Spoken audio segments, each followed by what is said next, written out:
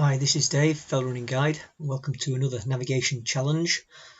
This one, we've got a route choice getting from A to B. So you've got to decide what would be the best way of getting there. Looking at the map, basically there are two choices. We can go around the high ground, sticking to the high ground around the rim of Grindsbrook, something like that. Or we have the option of going straight down to Grindsbrook itself, crossing the stream in the bottom and then steepening up the other side. Now we've got some walls shown on here, but a lot of these walls are broken down, ruined, and they're easy to cross. We're on open access land, so assume that they're not going to impede our progress. So the down and up the other side route might look something like that.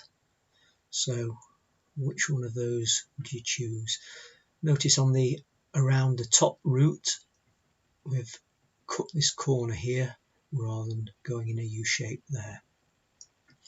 So that's a choice. Now obviously this is a subjective choice, depends on a few things, so individual strengths and weaknesses. Some people are better at running steadily on the flat, some people are very strong, good descenders and good ascenders. Also, we don't know what the weather conditions are like. If it's really windy and horrible, it might be better to drop down out of the conditions. If it's really muddy and horrible, then the path around the top might be in bad conditions. We've just got to assume none of that really matters at the moment. It's just a straight route choice. Another thing we'd think about is if it was a straight race from A to B, then one might be quicker. If it was part of a longer run or a longer race, then another option might be best. And this is actually something that people thought about long and hard as part of the Edale Skyline a few years ago, when checkpoint, or the point B, was actually the last checkpoint before the finish. So those are our options, and let's have a look at some of the statistics for those. So first of all, if we were to go around the top, the route, as you can see there, 3.37 kilometers with 86 meters of climb, descending 151 meters. So over 3 kilometers, 86 meters of ascent. If we were to look at the down and up option, then there it's only 1.7 kilometers, but we've got nearly 200 meters of climb there, so significantly more ascent. So which is best? Which is going to be quickest?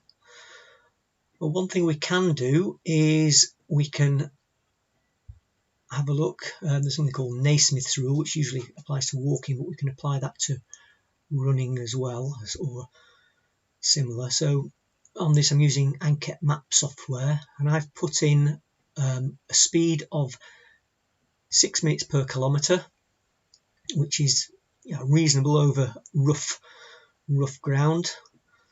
And also this bit here, I'm looking at adding a minute for every 30 meters of climb that I do.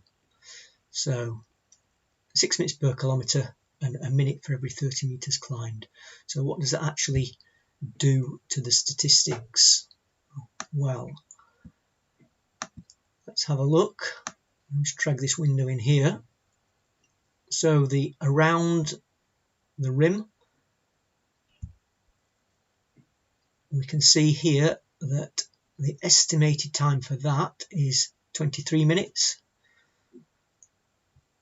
If we were to look at the down and up, then the mapping software is only estimating less than 17 minutes. So it seems like the down and up is significantly quicker based on those statistics. What it doesn't take into account though is what your legs are going to feel like if you're slogging up here. Certainly if it was the end of the Edale Skyline Fell race,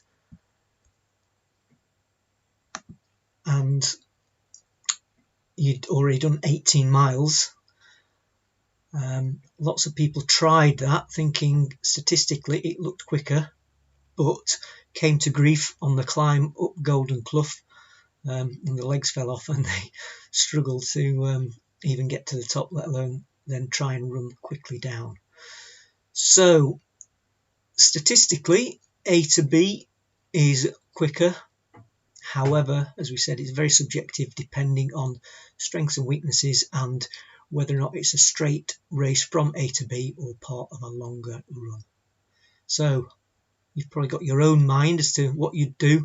It's interesting to look at what the actual statistics say would be the quicker way of doing it. So that's it for now. In next week's navigation task, there'll be a giveaway by Splash Maps, so that's the 12th of December, so look out for that one. Thanks for watching.